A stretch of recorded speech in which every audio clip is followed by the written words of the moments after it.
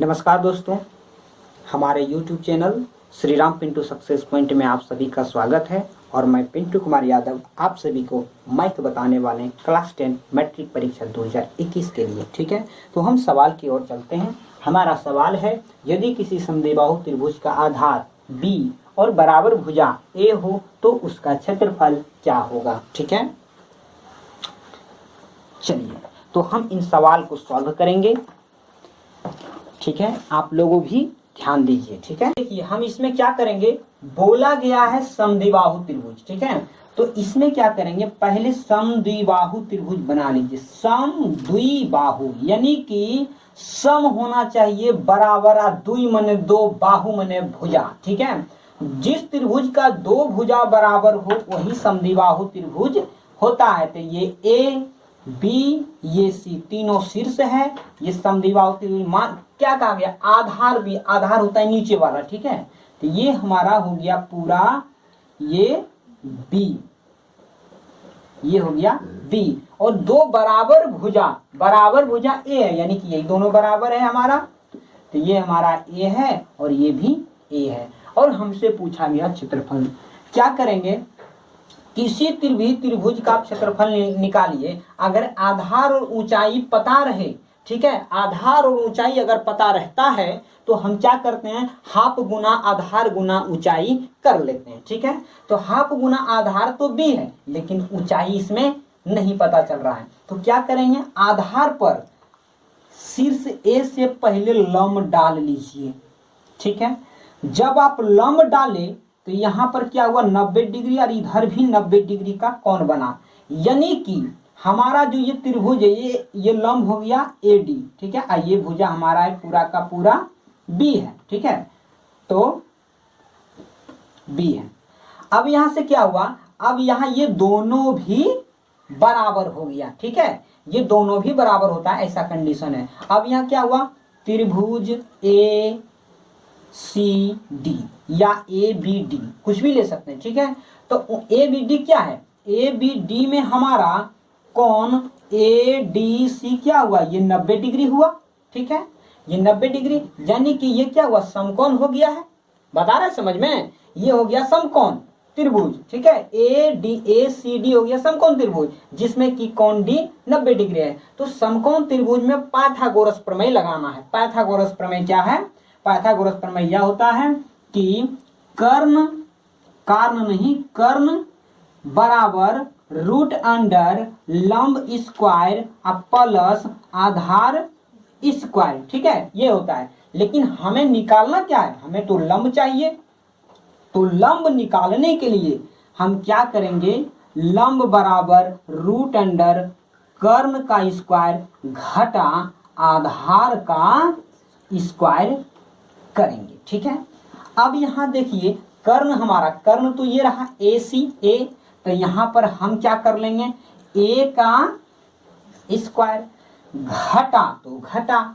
ठीक है, अब आधार क्या ले लेंगे, B, नहीं गलत हो जाएगा, B तो लेंगे तो BC न हो गया, जबकि आधार हमारा CD। और हमने बताया ये जो ऊपर से लंब डाला गया आधार पर दो बराबर भागों में बांटा, यानी कि हमारा यहाँ पर जो है CD हो गया B/2, आधा हो गया, आधा आधा हम बांट दिया गया। ठीक है, D/, तो यहाँ पर आप ले लीजिए क्या, B/2 का होल स्क्वायर। ठीक है, तो लंब हमारा यहाँ से क्या निकलेगा, A का स्क्वायर माइनस B का स्क्वायर बटे 4। अब यहाँ से क्या करेंगे, हम लेंगे ये दोनों का एलसीएम, तो ये हो जाएगा 4। अब 4 से गुना करेंगे तो ये 4A स्क्वायर घटा B स्क्वायर। ठीक है, तो हम यहाँ पर देख रहे हैं क्या कि ये जो हमारा 2 है ये 4, ठीक है, ये पूरे हमारा रूट में है, पूरे ये 4 भी है।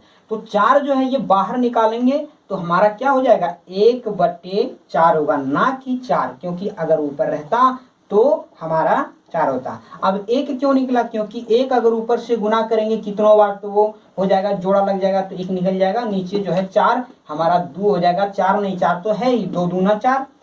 अब रूट के अंदर जो बचा हमारा, ठीक है, क्या बचा रूट के अंदर, ये 4A square minus B square. 4a² minus b²। ठीक है, तो आपका क्षेत्रफल क्या हो गया, 1/2 root under 4a² minus b²। बता रहा है समझ में। इसको और कैलकुलेशन करेगा तो और बढ़ते हुए जाएगा। ठीक है, लेकिन आप जो है इसे यही मान ले लीजिए तो अच्छा रहेगा। ठीक है, बस यही होता है आपका, और इसे आप उतार लीजिए। 1/2 root under 4a² minus b, ये हमारा क्या निकला, क्षेत्रफल। तो क्षेत्रफल हमारा ये नहीं निकलेगा, हमारा होगा ये, यहाँ आप देख लीजिए क्या है, लंब है। ठीक है, ये लंब, और हमारा आधार क्या है, आधार पूरा है b। ठीक है, तो अब हम निकालेंगे त्रिभुज ABC का क्षेत्रफल। तो क्या आता है, 1/2 गुना आधार गुना ऊंचाई। ठीक है, 1/2 गुना आधार गुना ऊंचाई होता है, तो 1/2 आप ले लीजिए, और आधार, आधार कितना है, आधार हमारा है ये पूरा देखिए BC, यानी कि आधार हो गया B, और गुना ऊंचाई हम यहाँ निकाल रखे हैं। ठीक है, गुना 1/2 root under 4a² minus b²। ठीक है, तो आप यहाँ देख रहे हैं 1/2 गुना करेंगे हो जाएगा 1/4, ये आ गया b, और इधर हमारा रह जाएगा रूट के अंडर में 4a² माइनस b²। हमारा आंसर ये होगा दोस्तों, ना कि ये होगा। ये तो हमारा लंब निकला, तो आप बोला क्षेत्रफल, तो लंब निकल गया, तो हमें प्रॉब्लम तो यही था कि लंब कहाँ से निकालें, तो लंब निकाल लिए। ये हमारा लंब निकला, ये समद्विबाहु त्रिभुज का। अब क्षेत्रफल जब निकालेंगे तो 1/2 आधार गुना ऊंचाई होगा, तो 1/2 आधार हो गया b, जो कि यहाँ दे रखा है आधार b, तो b हो गया। अब लंब, तो लंब हम निकाल चुके हैं यहाँ, तो लंब को हम रख दिए, यानी ऊंचाई को रख दिए हैं। तो अब हमारा ये आंसर हुआ। ठीक है, चलिए, तो हमारा आंसर हो गया 1/4। ठीक है, b root under 4a² minus b। हम इसे इस तरह भी लिख सकते हैं जैसे b root under 4a² minus b², ये बटे में 4, इस प्रकार भी रह सकता है। चलिए हम सवाल नंबर 2 की ओर चलते हैं। तो हमारा अगला सवाल है, ठीक है, तो हमारा अगला सवाल क्या है, दो बेलनों की त्रिज्याओं का अनुपात 1:2 है तथा उनकी ऊंचाइयों का अनुपात 5:3 है, तो उनके आयतनों का अनुपात ज्ञात करें। ये तो आसान है, बेलन है। ठीक है, तो देखिए बेलन का सबसे पहले क्या दिया हुआ है, त्रिज्याओं का अनुपात, तो पहले r का अनुपात लिख लेंगे इधर। क्या, दो बेलन है तो पहले r लिखेंगे, ये बड़ा R और ये छोटा r। ठीक है, पहले छोटा r है तो लिख लेंगे हम 1:2 है। अब उनकी ऊंचाइयों का अनुपात, ऊंचाइयों का अनुपात क्या है, 5:3। तो हमसे पूछा क्या, आयतनों का अनुपात। तो आयतन जब हम निकालते हैं बेलन का, तो क्या निकालते हैं, बेलन का आयतन होता है πr²h। ठीक है, इधर भी और इधर भी हो जाएगा πr²h। बता रहा समझ में। ठीक है, तो अब यहाँ क्या करेंगे हम, देखिए कि πr²h, πr दोनों RH एक समान नहीं है, r यहाँ पर बदला हुआ है, ये r 1 है और h 5 है, और इधर वाला r 2 है और h 3 है, लेकिन पाई जो है वो दोनों तरफ समान है, तो पाई हमारा कट जाएगा, और r² है तो r² कर लीजिए 1 × 1, और ऊंचाई हमारा 5 है तो 5। अब इधर देखिए r² है तो 2 × 2, और ऊंचाई है 3 तो 3 कर लीजिए। अब जो कटता है दोनों तरफ कटा दीजिए, लेकिन कट ही नहीं रहा है, तो क्या करेंगे, इसको गुना 5 × 5 और फिर 5 × 5 अनुपात 2 × 4, 4 × 12। हमारा आयतन का अनुपात हुआ दोस्तों 5:12 हुआ। ठीक है, तो इसको इस प्रकार बना लेंगे, और हम चलते हैं अब सवाल नंबर 3 की ओर। सवाल नंबर 3 में बोला जा रहा है कि एक घन का संपूर्ण पृष्ठीय क्षेत्रफल 216 सेंटीमीटर स्क्वायर है, तो इसका आयतन क्या होगा। सबसे पहले घन कैसा होता है आप जानिए, लूडो का जो पासा होता है ठीक उसी प्रकार होता है, यानी लंबाई चौड़ाई ऊंचाई सब चीज उसमें बराबर होता है, आप जान लीजिए। ठीक है, ये एकदम लूडो का जो हमारा क्या कहते हैं पासा गोटी जो भी कहिए सब होता है बराबर। ठीक है, हाँ ठीक है, तो आप देख रहे ये सब प्रत्येक भुजा इसका, एक भुजा, दो भुजा, 3 4, उसी प्रकार से 1 2 3 4 5 6 7 8 9, यानी 9 को नहीं होगा, भुजा हमारा होता है 4, ये 4 को खंबा जो खड़ी है, और ऊपर हमारा हो गया 4 8 4 12 और नीचे 4 16 होता है क्या? 16 नहीं होता इसमें, ठीक है, 16 नहीं होता है, ठीक है। 4 4 8 4 12 4 16 ऐसा नहीं करना है, 4 4 8, ऊपर वाला 4 नीचे वाला 4 और 4 को खमिया, यानी कि हो गया हमारा 4 तिया 12, 12 को भुजा होता है। चलिए ठीक है, तो भुजा से हमें कोई मतलब नहीं है, तो प्रत्येक भुजा हमारा पहले निकलेगा, ठीक है।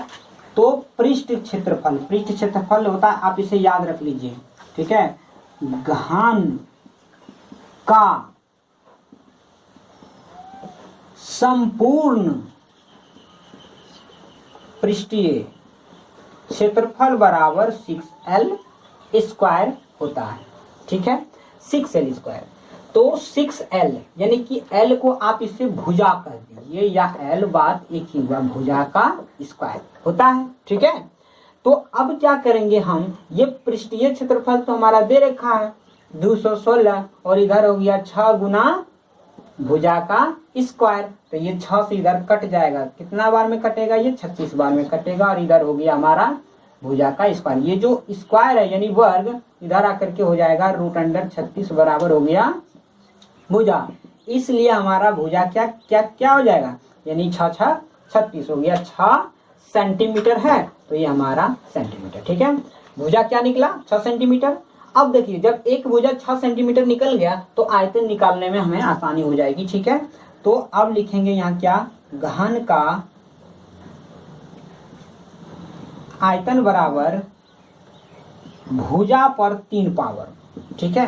तो भुजा पर 3 पावर 6 गुना, अगर यहाँ पर आपको दिखाई इधर बना रहे 6 गुना 6 गुना 6 बराबर 216 सेंटीमीटर पर 3 पावर, ना कि 2 पावर, दोनों बराबर नहीं है, 216 तो है, लेकिन यहाँ पर सेंटीमीटर पर 2 पावर है और यहाँ पर 3 पावर है, तो हमारा आंसर हो गया 216 सेंटीमीटर, ठीक है दोस्तों।